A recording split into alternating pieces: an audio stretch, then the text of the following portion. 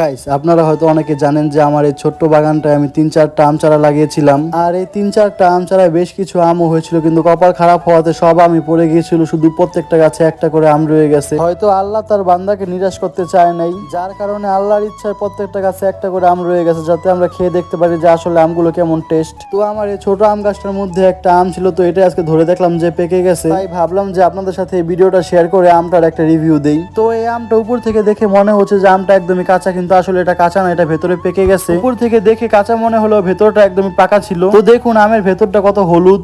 আমি আসলে এই আমের জাতটার নাম জানি না, আপনারা যদি কেউ ওই আমের জাতের নামটা জেনে থাকেন অবশ্যই কমেন্ট করে জানাবেন। আমি আসলে কোনো আমই চিনি না, কেউ যদি আমাকে একটা সাধারণ আম এনেও বলে যেটা আমরুপালি, আমি সেটাই বিশ্বাস করব। তো যাই হোক, আমি এই আমটা কাটা শুরু করলাম। আর এই আমটা যেহেতু আমার গাছের প্রথম আম, তো সবাইকে ভাগ করে দেবো ভাবছি। তো সবাইকে আমটা দেওয়ার আগে আমি আগে টেস্ট করে দেখি যে আমটা আসলে কেমন। তো আমটা মুখে দেওয়ার সাথে সাথে আমের টেস্টটা মুখের ভিতর ব্লাস্ট করছিল। মানে এত মিষ্টি আম আমি এর আগে কখনো খাই নাই। আপনারা বিশ্বাস করবেন কিনা জানি না, এই আমটা প্রচুর পরিমাণে মিষ্টি ছিল। হয়তো আপনারা ভাবছেন আমি আম গাছটা লাগিয়েছি দেখে তাই মিষ্টি বলছে, আসলে তা না, আসলে আমটা অনেক মিষ্টি ছিল। এই আমটা থেকে এক টুকরা খাওয়ার পর আমার মনে হচ্ছে যে আমি 200 টাকার উসুল উঠিয়ে ফেলেছি, কারণ এই আম গাছটা আমি একটা নার্সারি থেকে মাত্র 200 টাকা দিয়ে কিনেছিলাম। তো এক টুকরা আম খেয়ে আমি 200 টাকা উসুল করে ফেললাম গাইস।